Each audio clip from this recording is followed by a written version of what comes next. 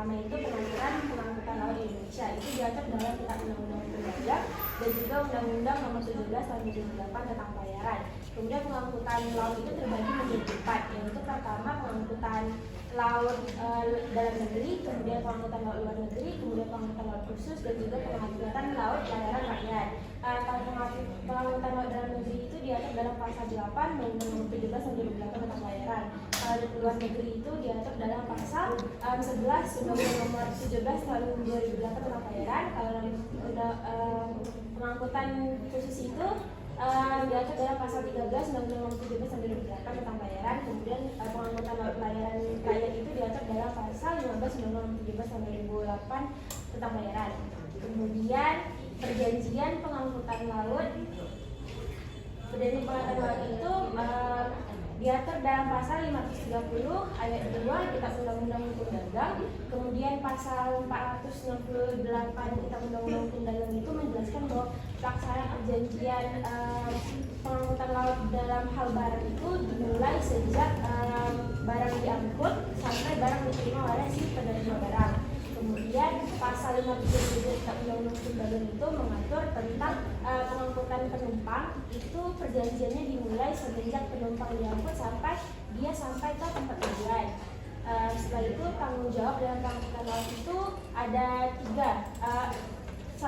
Tanggung jawab dalam pengangkutan itu ada 3. Yang pertama, tanggung jawab dalam karena kesalahan atau fault-ability, kemudian ada tanggung jawab karena praduga atau presentiality liability, kemudian yang ketiga tanggung jawab mutlak atau absolute liability. Yang kita pakai di dalam Undang-Undang 17 tahun 2008 tentang pelayaran itu mengarah kepada presumption liability. Kemudian bab yang kedua itu adalah perusahaan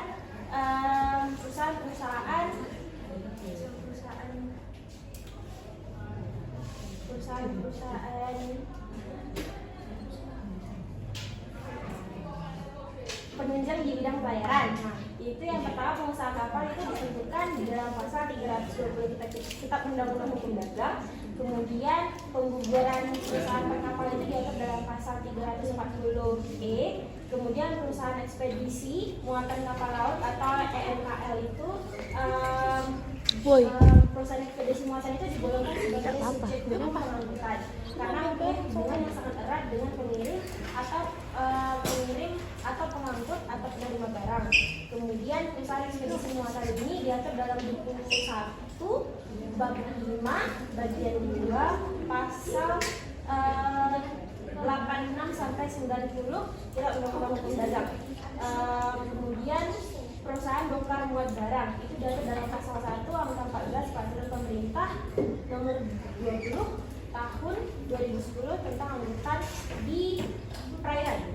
Itu menentukan bahwa usaha bongkar muat barang adalah kegiatan usaha bergerak dalam bidang bongkar muat barang dari dan ke kapal pelabuhan yang mengikuti beberapa kegiatan seperti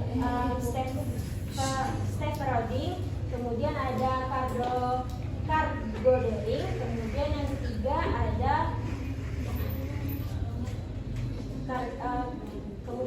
ada receiving atau delivery. Kemudian bab yang ketiga itu yang terakhir adalah tentang penanganan bahaya laut.